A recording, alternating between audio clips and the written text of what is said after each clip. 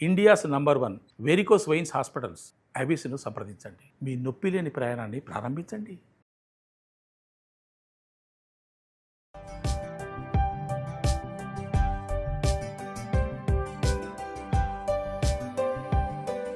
Welcome to Suman TV. కొబ్బరి పాయసం చేసుకుందామండి. ఈ పండగ రోజుల్లో చేసుకోవచ్చు. మామూలుగా మనం చక్కెర పొంగల్ చేస్తాము, పాయసం మామూలు క్షీరాన్నం చేస్తాం కదా.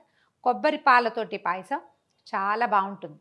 అయితే దీనికి బెల్లం వాడతారు ట్రెడిషనల్గా. ఇవాళ రేపు బెల్లాలు వేస్తే పాయసం ఏంటో విరిగిపోతుంది. అందుకని నేను పంచదారతోటి చేస్తున్నాను. 2-3 సార్లు చాలా బాగా కుదిరింది. టేస్టీగా ఉంటుంది. బెల్లంతో చేస్తే ఏమవుతుందంటే కొంచెం యెల్లోయిష్ కలర్ వస్తుంది కదా, పసుపు రంగు వస్తుంది. దీంతో కొంచెం తెల్లగా ఉంటుంది అంతే, కానీ విరిగే ప్రమాదం మాత్రం ఉండదు. ట్రై చేసి చూద్దాం. బియ్యం మనం ఒక కప్పు తీసుకుని, కప్పు బియ్యం శుభ్రంగా కడిగేసి 5-6 సార్లు కడగటం బాగా ఇది పోయేదాకా ఒక్క 10 నిమిషాలు నీళ్ళలో ఉంచి తర్వాత వడేసి పక్కకు పెట్టుకుందాం. తర్వాత 2 కొబ్బరికాయలు, మీడియం సైజ్ కాయలు అయితే 2, బాగా పెద్ద కాయ అయితే 1 చాలు. చక్కగా దాన్ని కొట్టేసి ఆ కొబ్బరి నీళ్ళే పోసి ఈ కొబ్బరి పాలు తీసి పక్కన పెట్టుకోండి. కొబ్బరి పాలు ఎలా తీయాలి? కొబ్బరి కోరటం లేదా చిన్న ముక్కలు తరగటం. మీకు ఈ రంగు తెల్లగా ఉండాలి, బాగా ప్యూర్ వైట్ ఆసక్తి ఉంటే కొబ్బరి ముక్కలకి వెనకాల ఉంటుంది కదా నల్లటి పార్ట్, అది తీసేసేయండి. తీసేసి కొబ్బరి ముక్కలు చిన్నవి తరిగి మిక్సీలో వేయటము. 1 గ్లాసు 2 గ్లాసులు నీళ్ళు పోసి బాగా రుబ్బి పాలు తీసేసేయచ్చు. దాన్ని ఏదైనా గుడ్డలో పోసి పిండేసేయచ్చు. లేదా మన దగ్గర ఈ వడపోసేవి ఉంటున్నాయి కదా, ఇవాళ రేపు అందరి దగ్గర ఉంటాయి పెద్దది వడపోసేది, అందులో వేసి బాగా కుమ్మేస్తే మొత్తం నీరంతా వచ్చేస్తుంది. కొబ్బరి పాలు తీసి పక్కన పెట్టుకోండి. ముందు బియ్యాన్ని సంగతి చూద్దాం. దీంట్లోకి మామూలు పాలు కూడా పడతాయండి. ఏ కప్పుతోటి మనం బియ్యం తీసుకున్నామో ఆ కప్పుకి 2 కప్పులు పాలు పడతాయి. ఒక 3-4 కప్పుల మన కొబ్బరి పాలు కూడా 4 కప్స్ 3 కప్స్ చాలు. 3-4 కప్పుల మధ్యలో అనుకోండి. ఏం చేద్దామంటే కొద్దిగా ఒక 1/2 కప్పు నీళ్ళు పోసి తెరలనిద్దాం. మొదట బియ్యం కొంచెం ఉడకటానికి. పాలల్లో డైరెక్ట్గా బియ్యం వేస్తే మామూలుగా మన రథసప్తం పాయసం అవి చేసుకుంటాం కదా, సూర్యనారాయణ మూర్తి ప్రసాదం ఎప్పుడు ఒట్టి పాలలోనే ఉడికించాలి, వాటికి తడి అంటకూడదని ఏదో సిద్ధాంతంగా చేసుకుంటాం. కొంచెం బియ్యం బొణిగలుగా ఉంటుంది ఒట్టి పాలల్లో ఉడికిస్తే. అందుకని కాస్త నీళ్ళల్లో కొంచెం ఉడకనిచ్చి అప్పుడు పాలు పోసుకుందాం. మృదువుగా వస్తుంది అన్నమాట. అప్పుడు బియ్యం నీళ్ళు పెట్టుకున్నాం కదా, నీళ్ళు ఎసరు వచ్చేసరి కల్లా ఈ కడిగి పక్కన పెట్టుకున్న బియ్యాన్ని ఇందులో వేసేద్దాం.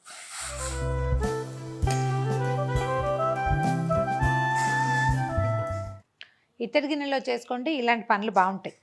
ఈ నీళ్ళు ఎగిరే టైంకి పాలు పోసేద్దాం. ఈ లోపల ఒక 4-5 సీమ బాదం పప్పుల్ని నీళ్ళల్లో నానబెట్టి సన్నగా పొడుగ్గా చీలికలు తరిగా నీటిలో నానబెడితే చెక్కు వచ్చేస్తుంది, ముక్కలు మెత్తగా తెగుతాయి అన్నమాట. ముక్కలు తీసాం. తర్వాత ఏమో కాసిన జీడిపప్పులు, తర్వాత కొన్ని కిస్మిస్లు తీసుకుందాము.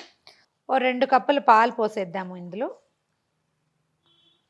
ఒకసారి గరిటతో పైకి కిందకి కదిపితే పాలల్లో బియ్యం ఉడకటం మొదలెడుతుంది. పాలు ఎగిరే టైంకి మనం కొబ్బరి పాలు పెట్టుకున్నాం కదా, అవి పోసుకుందాం.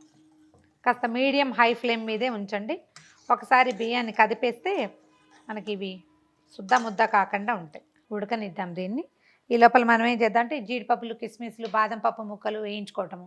తర్వాత కొద్దిగా ఒక 4-5 కుంకుమ పువ్వు రేకల్ని కాసిన పాలల్లో వేసి పెడితే పాయసానికి కొంచెం రంగు వస్తుంది. ఎందుకంటే మనం తెల్లగా చేయబోతున్నాం కదా, పంచదార వేస్తున్నాం కాబట్టి కొద్దిగా కలర్ రావడం కోసం మనం కుంకుమ పువ్వుని నానబెట్టుకుందాం. పాలు ఎగిరిపోయినాయి దాదాపుగా, అన్నం కూడా ఉడుకు పట్టేసింది కదా. ఇప్పుడు మనం రసం తీసి పెట్టి, రసం కాదు ఏమంటారు దీన్ని, పాలు తీసి పక్కన పెట్టుకున్నాం కదా, కొబ్బరి పాలు ఇందులో పోసేది. కొద్దిగా రద్దు వస్తుందేమో చూసుకోండి, పాలు ఎక్కువ పడ్డాయి కదా.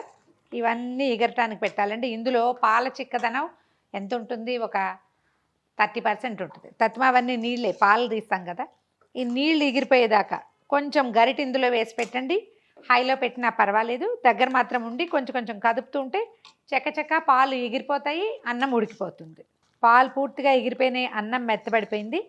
ఇప్పుడు ఏం చేద్దామంటే పంచదార వేసేద్దాం.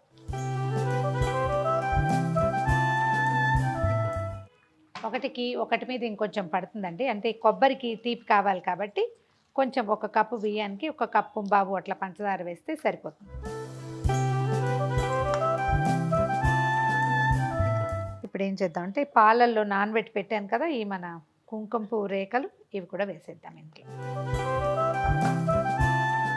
ఈ పంచదార కరిగి ఇది మన పాయసం పూర్తిగా సెట్ అయ్యే లోపల కొద్దిగా నెయ్యి పెట్టి మనం బాదం పప్పులు, జీడిపప్పులు, కాసిన కిస్మిస్లు వేయించేసుకుందాము. అడుగు మాడిపోతుంది అలాంటి భయాలు ఏం అక్కర్ల, పంచదార ఏంగానే కరిగిపోతుంది. ఈ నెయ్యి కొంచెం వేడెక్కాక మనం కట్ చేసి పెట్టుకున్న బాదం పప్పు పలుకులు, తర్వాత జీడిపప్పు పలుకులు అన్నీ వేసేసి వేయించేసేది. కొద్దిగా కిస్మిస్ కూడా వేసుకోవచ్చు. స్టీల్ బౌల్ ఏదైనా ఇవ్వవా, గ్లాస్ బౌల్లో వేయలేనివి, చిన్న బౌల్స్ కదా. పంచదార పూర్తిగా కరిగిపోయింది, పాయసం చక్కగా పాళంగా కనపడుతుంది.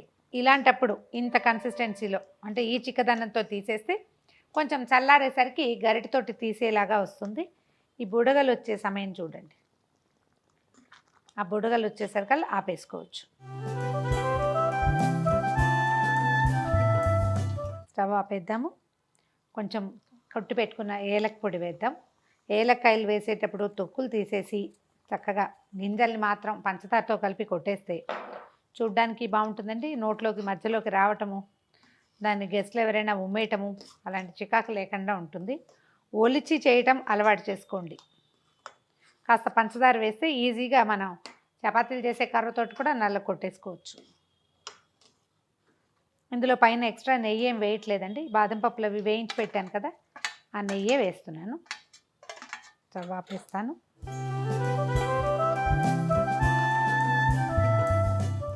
రెడీ టు సర్వ్ కొబ్బరి పాయసం. ఇది కొంచెం చల్లారనిస్తే చక్కగా సెటిల్ అయ్యి బాగా వస్తుంది. బెల్లంతో కూడా చేయొచ్చండి. మీ బెల్లంతో పాలు విరగవు అలా అనిపిస్తే, మీకు నమ్మకం ఉంటే కనుక బెల్లం వేస్ట్ చేసినా కూడా ఇంకా కొంచెం రంగుగా మరెక్కువ రుచిగా కూడా ఉంటుంది. పంచదారతో ఉండే రుచి వేరు, బెల్లపు రుచి వేరు. కమ్మని రుచికరమైన కొబ్బరి పాయసం ట్రై చేసి చూడండి. బెల్లంతో కూడా ట్రై చేయొచ్చు, హెల్దీ అనుకుంటే ఆ ట్రయల్ కూడా వేసి చూడండి. ఈ వీడియో కనుక మీకు నచ్చినట్లయితే లైక్ చేయండి, షేర్ చేయండి. మరిన్ని ఇంట్రెస్టింగ్ వీడియోల కోసం సుమన్ టీవీకి సబ్స్క్రైబ్ చేసుకోండి.